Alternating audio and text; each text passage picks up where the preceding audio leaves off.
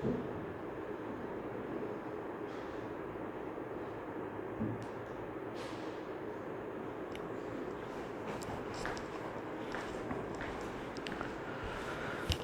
Morning dear student, 12th science maths. आज नया chapter की शुरुआत करते हैं। Chapter 4 determinant. क्या होगा चैप्टर नंबर 4? डिटर। Almost copy of the chapter number 3 matrices. Matrix का बिल्कुल कॉपी है, पर कुछ चीज़ें उसमें अलग होती है। बाकी ऑलमोस्ट ये चैप्टर और उस चैप्टर में ज़्यादातर फर्क है नहीं। कुछ मेथड चेंज, कुछ मतलब कि सेम मेथड पर कुछ अलग तरीके से आपको सीखने को मिलेगा, एसेट्रा एसेट्रा। बेसिकली एक्सरसाइज 4.1 करने के लिए कोई थियरी की ज़रूरत है नहीं, पर आपने अभी अभी रिसेंटली मैट्रिक्स सीखा है और अभी आप डिटर्मिनेंट सीखने जा रहे हो, तो मैं आपको थोड़ा उसका फ़र्क समझा दूं कि भी क्या होता है मैट्रिक्स और डिटर्मिनेंट। तो नंबर 1, सिंबल। मैट्रिक्स कैसे रिप्रेजेंट किया जाता है? ऐसे एक ब्रैकेट होता है इसके अंदर। पर डिटर्मिनेंट कैसे किया जाएगा?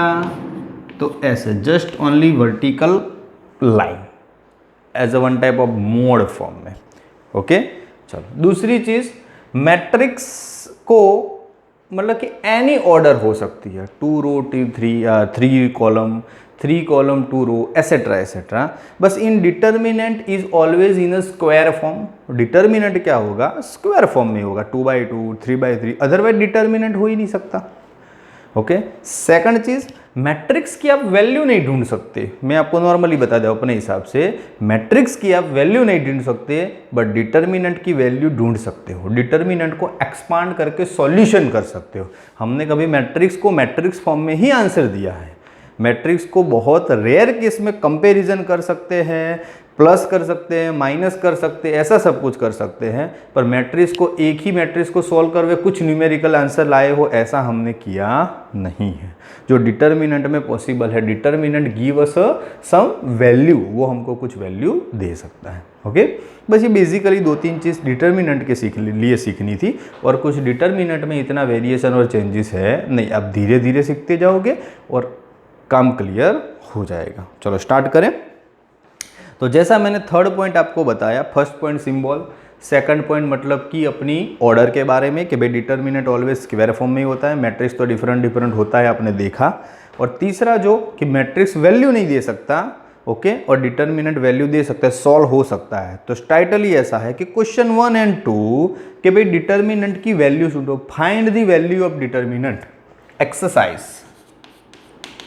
4.1 sum number 1। Question is that, question हमको किस फॉर्म में दिया है और क्या है? 1 में एक ही क्वेश्चन है, 2 4 -5 -1, 2 4 -5 -1, ऐसे 2/2 मैट्रिक्स है। चलो सिंपल तरीके से सॉल्यूशन कैसे करता है, आपके लिए फर्स्ट टाइम है बेटा। ऐसे क्रॉस में दोनों का मल्टीप्लिकेशन, 2 मल्टीप्लाई -1, बीच में कंपलसरी माइनस। अब ये दोनों का मल्टीप्लिकेशन 4 मल्टीप्लाई -5, तो 2 - 1 -2 होता है। ये -4 जा 5 -20। ये पहली बार ज़्यादा एक्सप्लेन कर रहा हूँ, उसके बाद नहीं। माइनस माइनस प्लस 20, -2 + 20, तो आंसर इज 18। आंसर क्या आ जाएगा? 18। अंडरस्टैंड? ओके, चलो एग्जाम्पल नंबर 2। इसमें 2 है। नंबर 1, एग्जाम्पल नंबर 2 में 2। Number 1, cos theta minus sine theta, cos theta minus sine theta, sine theta cos theta, sine theta cos theta. चलो cross multiply करें cos का cos के साथ, तो अब तुम बड़े हो गए, cos स्क्वायर थीटा, बीच में कंपलसरी माइनस, साइन का माइनस साइन के साथ, तो माइनस साइन स्क्वायर थीटा। समझ में आ गया ना? सीधा देख, दोनों को क्रॉस मल्टीप्लाई, पहले ये दोनों का फिक्स, फिर ये दोनों का। चलो cos square theta minus minus plus sine square theta, तो cos square plus sine square क्या हो जाएगा? 1। क्या आंसर आएगा? cos square theta plus sine square theta 1। इसी में नंबर 2 है, बस ऐसा ही वैल्यू ढूंढनी है, कुछ नया नहीं है। ऐसा दिया है मॉड में x square minus x plus one, पूरा कॉम्पोनेंट है x square minus x plus one, x minus one दूसरा component, x plus one x plus one, x plus one x plus one, ऐसा है। कितना भी बड़ा कॉम्पोनेंट हो, हमको इससे कोई लेना देना है नहीं, हमारा तो कंप्लीटली आंसर आना चाहिए इसका इसके साथ। तो पहले लिखते हैं x square minus x plus one का एक्स प्लस वन के साथ, बीच में कंपलसरी माइनस, इसका इसके साथ, तो x minus one x plus one, bracket तोड़े, एक्स स्क्वायर का एक्स के साथ एक्स क्यूब, एक्स स्क्वायर का वन के साथ x square, minus minus x square, minus x का वन के साथ माइनस एक्स, प्लस वन का एक्स और वन, बोल कंप्लीट, पूरा ब्रैकेट तोड़ दिया। फिर ये कंपलसरी माइनस, ये दोनों ब्रैकेट का एक साथ करो तो ऐसा ही होता है ना, एक्स स्क्वायर माइनस वन, पहले का स्क्वायर माइनस दूसरे का स्क्वायर, ब्रैकेट तोड़ दो, कोई सेम हो तो चलो ये एक्स स्क्वायर कैंसिल हो गए, minus x plus x cancel हो गए, तो एक्स क्यूब बचा प्लस वन बचा, minus x square minus minus plus one, clear, bracket को अंदर तोड़ दिया, तो एक्स क्यूब कैंसिल नहीं होगा, minus x square one plus one two, this is the final answer, x cube minus x square plus two. तो बोलो 2/2 determinant को सॉल्व करना समझ में आ गया बेटा, बिल्कुल सिंपल है। जैसे 2/2 को सॉल्व करते हैं वैसे ही 3/3, पर ऑलवेज 2/2 से 3/3 कुछ नया सिखा के जाता है, पर अभी तो हमने 2/2 सीखा है और सिंपल तरीके से, आई होप दैट इसमें किसी को डाउट नहीं होगा, बिल्कुल सिंपल तरीके से किया हुआ है। एग्जाम्पल नंबर 1 खत्म, नंबर 2 में 2 थे वो भी खत्म, सम नंबर 3 वही 2/2 है। एग्जाम्पल नंबर 3, इसमें एक कुछ मैट्रिक्स के फॉर्म में, देखो डिटर्मिनेंट में बार बार मैट्रिक्स की बात आएगी, 1 2 4 2 मैट्रिक्स की बात आएगी, पर मतलब कि इतना मैट्रिक्स तो सॉल्व होता नहीं है, तो आगे कुछ होगा कि देन प्रूव दैट, हमको ऐसा प्रूव दैट करना है, ऐसा मॉड के फॉर्म में 2a लिखा है is equal to 4 mod a, ये मॉड नहीं है, मॉड का मतलब डिटर्मिनेंट है, भले आपको मॉड जैसा दिखे, पर यहाँ पे डिटर्मिनेंट पूरा 2a का है और यहाँ पे डिटर्मिनेंट ओनली a का है, ओके।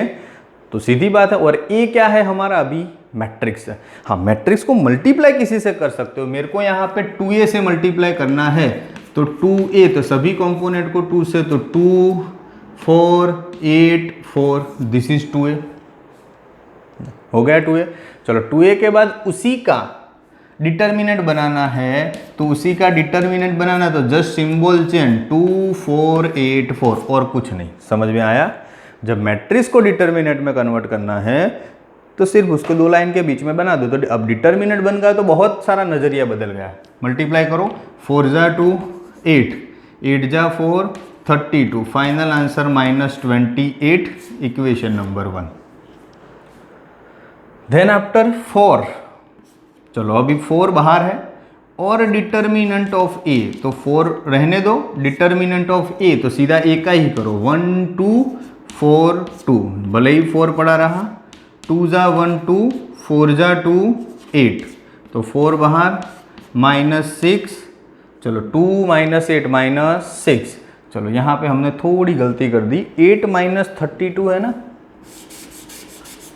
तो कितना आएगा 24 आएगा, और 6 -4 तो -24, equation number 2, both are same, तो determinant of 2a is equal to 4 determinant of a, this is the final answer.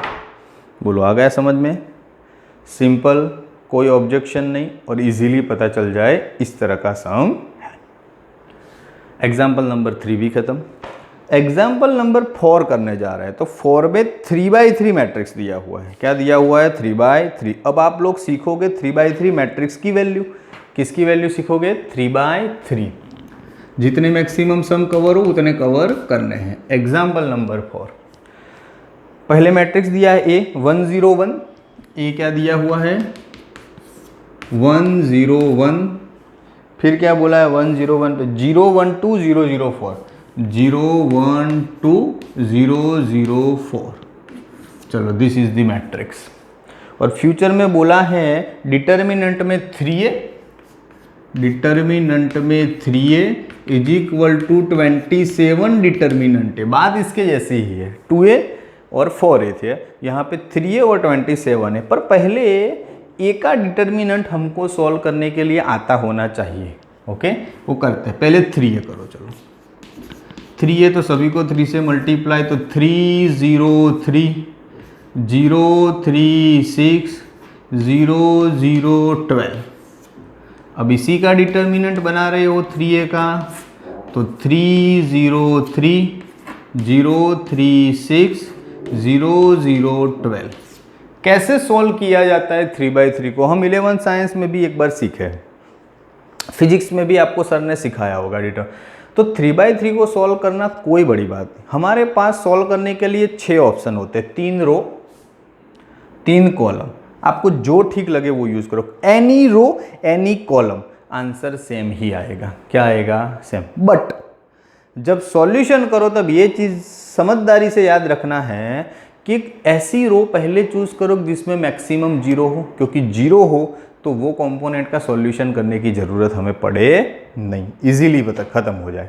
Okay, चलो तो स्टार्ट करें। और दूसरी चीज एक rules number 2, rules number 1, maximum 0 वाली रो पिकअप करो तो सॉल्यूशन इजी लगे, नहीं करोगे तो भी आंसर आएगा। और दूसरी इंपॉर्टेंट बात कि जब भी सॉल्यूशन करो तो ऐसे डायमंड शेप वाले मेन कंपोनेंट में अगर आए, डायमंड शेप वाले 4 कंपोनेंट कभी मेन कंपोनेंट में आए तो उसकी साइन चेंज करके रखोगे। ओके, चलो अब सॉल्यूशन कैसे करना है, तो मैं पिकअप करूंगा रो नंबर 3 क्योंकि उसमें 2 0 है। चलो तो ये 0 को कुछ करना ही नहीं है, ये 0 को कुछ करना ही नहीं है, सीधा 12 पकड़ना है। जब 12 पकड़ो तो सॉल्यूशन ऐसा, 12 वाली रो एंड कॉलम को हाइड कर दो, बाकी 2/2 क्या बचा? 3 0 0 3। अगेन 3/3 में जिसको ये 12 मेरा मेन कंपोनेंट है तो 12 रो और कॉलम में आता है, उसको हाइड कर दो, बाकी जो 4 कंपोनेंट बचे लिख दिए। तो 12 वैसे के वैसे 3 जा 3 9 माइनस 0। ओके, तो 12 9 माइनस 0 9, 12 जा 9 108। क्या आंसर आया? 12 जा 9 108। बोलो, ये 3a का आंसर आ गया, क्योंकि 0 ज़्यादा था तो इजी हो गया 3/3, वरना ये तीनों कंपोनेंट का प्लस माइनस हमको ढूंढना पड़ेगा, वो आएगा अभी देखते हैं। उसके बाद फ्यूचर में ऐसा है कि 27 डिटर्मिनेंट ए। ओके, तो ऐसा सीधा करो, 27 डिटर्मिनेंट 27 वैसे के वैसे सीधा ए लिखो, 1 0 1 0 1 2 एंड 0 0 4। अभी भी मैं कौन सी चूज करूंगा? रो नंबर 3 ही करूंगा। और रो नंबर 3 का 4 जो मेन कंपोनेंट है वो डायमंड शेप में नहीं आता है, 27 बाहर। जब 4 को लूंगा तो ये रो एंड कॉलम हाइट तो बचेगा 1 0 0 1। समझ रहे हो ना? रो कॉलम को हाइड करूंगा तो एक कंपोनेंट 4 कंपोनेंट ही बचेंगे, ये 27 ये 4 ब्रैकेट में 1 जा 1 1 0, तो माइनस 0 आएगा पर कोई मतलब नहीं है। चलो 4 जा 1 4 4 इंटू 27 तो 108। क्या हो जाएगा? 108। ये हो गया हमारा prove that LHS is equal to RHS जो हमें दिखानी थी, LHS is equal to RHS जो हमें लेनी थी, वो मतलब हमारा आंसर रेडी हो गया। तो हम लिख सकते हैं इधर ओके कि भाई determinant of 3a is equal to 27 of determinant A. बात सेम ही है, कोई घबराने की ज़रूरत नहीं है और अच्छे से मतलब कि पता चल जाए। फिर से ऑलरेडी मैंने साथ ही साथ आपको रिवाइज़ा भी करवाया है कि भाई 2/2 डिटर्मिनेंट है तो क्रॉस मल्टीप्लाई, बात खत्म। 1 2 3 ऐसे ही है, इधर भी 2 है तो ऐसा है। 3/3 में जस्ट ऐसा है। अभी एग्जाम्पल नंबर 5 बड़े शोर पे वही आ रहा है कि इसमें क्या करना है, किस तरह से करना है। तो नंबर 5 में वही बात है कि 3/3 का सॉल्यूशन जो नंबर 4 में है, डिटर्मिनेंट ऑफ ए है, पहले 3a का मैट्रिक्स ए है, पहले 3a का डिटर्मिनेंट चाहिए तो 3a लिख दिया, पर उर का डिटर्मिनेंट किया तो 3 रो में से कोई भी रो पिकअप करो आंसर वही आएगा, 3 कॉलम में से कोई भी पिकअप करो आंसर वही आएगा। पर 2 चीज़ ध्यान रखनी है बेटा, मैक्सिमम 0 वाली रो पहले, 1 आता है तो पहले, 2 आता है तो उससे पहले। तो हमको क्या है कि जो कंपोनेंट 0 नहीं है उसी का सॉल्यूशन करना पड़े, अदरवाइज कोई ज़रूरत है नहीं। तो सीधा हमने किसको पिकअप किया? 12 को, क्योंकि मैंने थर्ड। अब जब 12 को उठाओ तो ये रो एंड कॉलम हाइड, तो बाकी 4 कंपोनेंट बचे, फिर तो वो 2/2 वाला सॉल्यूशन हो गया। समझ में आया कि नहीं? ये ध्यान रखना है। ओके, चलो नंबर 5 एग्जाम्पल टाइम में ऐसे ही सॉल्यूशन कितने सम है 1 2 3 4 डिफरेंट टाइम के सम हमारे पास है। खत्म ही कर देते हैं आज एक्सरसाइज। जस्ट थोड़े टाइम के लिए होल्ड ऑन कर रहा हूँ, आप स्क्रीनशॉट ले लो बेटा, तो आपका खत्म हो जाए जब लिखने की टाइम आए तो इजीली। और इसी वीडियो को कंटिन्यू करके 4.1 खत्म कर देते हैं तो इजीली पता भी चल जाए। चलो रफ कर रहा हूँ।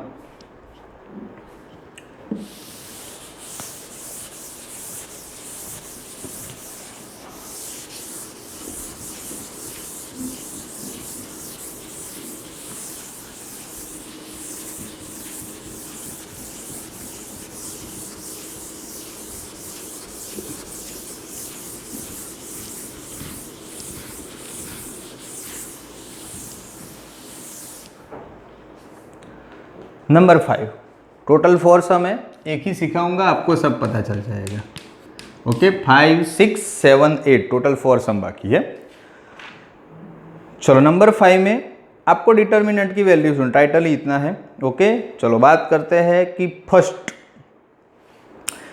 एग्जाम्पल की 3 - 1 - 2 नंबर 1 3 - 1 - 2, फिर बोला है 0 0 - 1 0 0 - 1, फिर 3 - 5 0 3 - 5 0। चलो आगे वाले सम से बेटर ये करोगे तो वो और भी इजी लगेगा, वैसे इजी ही था। 3 हमारे पास रो है, 3 कॉलम है, कौन इजी पड़ेगी? सेकंड रो, यही हम चूज करेंगे फ्यूचर में। दूसरा ये डायमंड शेप में ये 4 कंपोनेंट आते हैं हर बार फिक्स।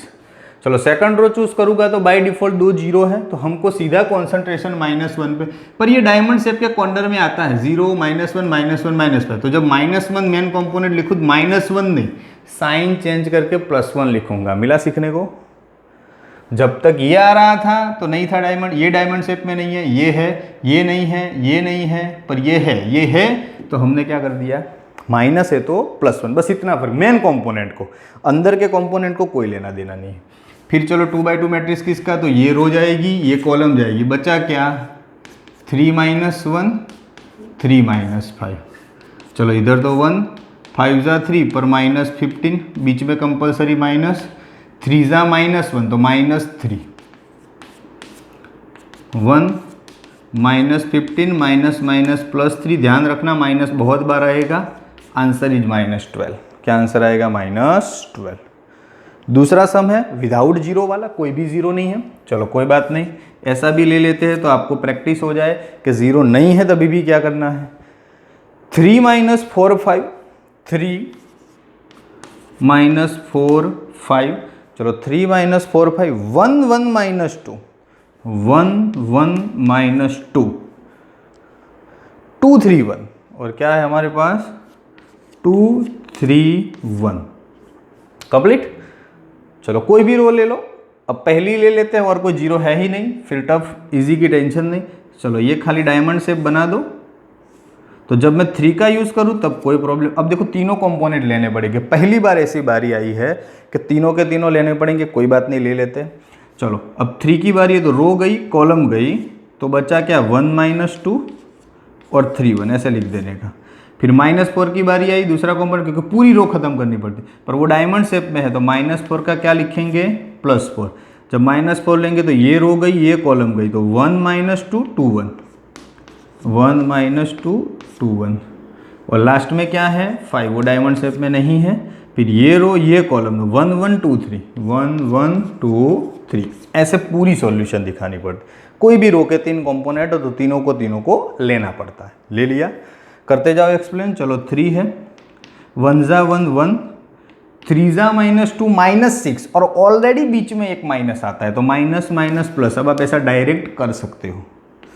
+4, 1 × 1 1, -4 बीच में माइनस तो +4, +5, 3 - 2, चलो 6 + 1 7, 7 × 3 21, 4 + 1 5 × 4 20, 3 - 2 1, 1 × 5 तो 5, चलो 20 + 5 तो 25 + 21 46। आंसर क्या आएगा 46। बोलो आ गया बेटा समझ में। ओके ऐसा ही नंबर 3 है, उसमें पहली रो में 1 0, दूसरी में 1 0, तीसरी में 1 0, आप कोई भी उठा सकते हो। नंबर 4 में पहली रो में एक भी 0 नहीं है, दूसरी में 1 0, तीसरी में 1 0, तो सिंगल 0 वाले आप कोई भी पिकअप कर सकते हो। तो एग्जाम्पल नंबर 3 और 4 बोलो अब होमवर्क में हो जाएगा। सेम पैटर्न है, कुछ नहीं करना है, उसी बात को दोहराते जाना है। कोई भी 0 ना हो तो पूरे के पूरे को कैसे करते हैं, 3 कंपोनेंट हो तो मैक्सिमम 3 आ जाएंगे, उससे ज़्यादा बड़ा कोई डिटर्मिनेंट हमारे सिलेबस में है नहीं और आएगा भी नहीं। समझ में आ गए। पर अगर 0 वाले हैं तो लक, 2 0 है तो 1 का ही सॉल्यूशन, 1 0 है तो 2 का सॉल्यूशन। पर उसमें ध्यान देना है कोई भी डायमंड शेप में जब भी आए तो साइन चेंज, -4 तो +4, वो मेन कंपोनेंट की, अंदर के सब कंपोनेंट को कोई लेना देना है नहीं। चलो आगे बढ़े। नंबर 6 भी ऐसा ही है, ए बोला है। एग्जाम्पल नंबर 6 ऐसा ए दिया है, ए इज अ मैट्रिक्स। क्या है मैट्रिक्स हमारे पास 1 1 -2। क्या है 1 1 -2, 2 1 -3, 2 1 -3, 5 4 -9, 5 4 -9। This is A and simple बोला है कि डिटर्मिनेंट ऑफ ए ढूंढो। आई होप दैट ये भी होमवर्क में हो जाएगा, कुछ है नहीं, वही जो नंबर 5 में हमने किए विदाउट 0 वाला।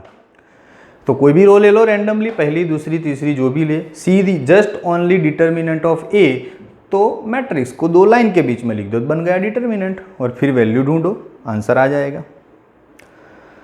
नंबर 7 में 2 सम है। एग्जाम्पल नंबर 7 क्या है, नंबर 7 का 1 कंपेरिजन है 2 4 5 1, ऐसा 2 by 2 है, 2 4 5 1 के सामने 2x 4 6x, 2x 4 6x। Clear. चलो एक्सप्लेन करना स्टार्ट करें। पहले अपने 2 by 2 डिटर्मिनेंट है, सीधा मैट्रिक्स जैसा उसमें नहीं होता कि भाई पॉइंट टू पॉइंट, मतलब कि first component is equal to first component, ऐसा नहीं। डिटर्मिनेंट में ऐसी कंपैरिजन नहीं होती, पहले दोनों को अपनी अपनी जगह पे सॉल्व कर दो, फिर आप इज इक्वल टू मान सकते हो। तो जैसे ऐसा 2 × 1 2 -5 × 4 20, समझ गए। ऐसे ही यहाँ पे 2x × x तो 2x² -6 × 4 24, तो -18 2x² -24। चलो 2x² वहीं, -18 सामने आएगा तो +18, तो -24 + 18 तो -6 = 0। 2 कॉमन निकलेगा तो x² -3 = 0, को 2 कॉमन निकल के सामने, तो x² = 3, that means x = ±√3। x का आंसर क्या हो जाएगा ±√3। ये सॉल्यूशन है इजी सिंपल कंपैरिजन। पर हम मैट्रिक्स जैसी कंपैरिजन, मैट्रिक्स और इसमें ये फर्क, मैट्रिक्स में क्या करते थे कंपोनेंट टू कंपोनेंट कंपैरिजन करते थे, ऐसा नहीं। इसमें सॉल्यूशन करने के बाद करो, क्योंकि दोनों डिटर्मिनेंट की वैल्यू सेम हो ऐसी जरूरी है नहीं। चलो उसी के अंदर नंबर 2 वही बात दोहरानी है। क्या है क्वेश्चन 2 3 4 5, 2 3 4 5 बहुत ही इजी एक्सरसाइज है, जस्ट ओनली डिपेंड वैल्यू ढूंढो। x3 2x5 आप कर सकते हो बेटा, x3 2x5 बोलो सेम ऊपर जैसा है कि नहीं, तो ये भी आई होप दैट होमवर्क में कर सकते हो। x3 2x5 cross multiply 5 × 2 10 -12 -2 5x -3 × 2 6x² भी नहीं है, बिल्कुल इजी रहेगा ऊपर से। तो नंबर 7 में 2 थे। लास्ट नंबर 8 भी यही है। एग्जाम्पल नंबर 8 वैसे MCQ टाइप का है, पर डिट्टू कॉपी नंबर 7 की कॉपी है। क्या है x2 18x, x2 18x की कंपैरिजन किसके साथ, तो 6 2 18 6, 6 2 18 6 बोलो, यही बात तो हुई, फर्क क्या पड़ा, कुछ नहीं। तो ये भी कर सकते हो, कोई चीज़ ऐसी नहीं है कि आपको पता ना चले और कॉम्प्लिकेटेड हो। ओके, बहुत सारा हमने कवर किया फर्स्ट वीडियो में ही, ऐसा ही वीडियो थोड़े लेंथी बनाएंगे और ज़्यादा कवर करने की कोशिश करेंगे, तो सिलेबस भी थोड़ा पिकअप में रहे और अब आप सेट भी हो गए हो कि आपको अच्छी तरह से सब कुछ समझ में आ रहा है। क्लियर। और कैपेबिलिटी भी अच्छी है आपकी कि लंबा वीडियो हो तो भी आप मतलब कि कर सकते हो अच्छी तरीके से और होमवर्क भी रेगुलर करते रहोगे। तो इसी के साथ बेटा एक्सरसाइज 4.1 ख़त्म, आज की एक्सरसाइज भी ख़त्म की, साथ ही साथ हमने चेंजेस भी सीखा कि भाई मैट्रिक्स और डिटर्मिनेंट में क्या फ़र्क है। ओके, इसी के साथ एक्सरसाइज 4.2, इसमें 2 एक्सरसाइज ही कॉम्प्लिकेटेड है, एक 4.2 और उसके सेम सम आते हैं मिसलिनियस एक्सरसाइज 4 में। बाकी सब एक्सरसाइज जैसे छोटी छोटी और ईजी, छोटी छोटी और ईजी है। समझ में आ गया? तो वो हम कंटिन्यू करेंगे नेक्स्ट टाइम। 4.2 एक्सरसाइज थोड़ी लेंदी भी है और कॉम्प्लिकेटेड भी है, मैक्सिमम टाइम हमारा उसी में जाएगा। ओके, फिर 4.3, 4.4 वो सब छोटा है। आज के लिए बेटा यहाँ तक 4.1 पूरी मैंने करवाई है। कुछ सेम जैसे सम थे जो आपको होमवर्क में दिए थे, ओके, वो आप होमवर्क में कंटिन्यू करें और एक्सरसाइज 4.1 को नीट एंड क्लीन कंप्लीट कर दे, देन आफ्टर आगे कंटिन्यू करेंगे। Thank you.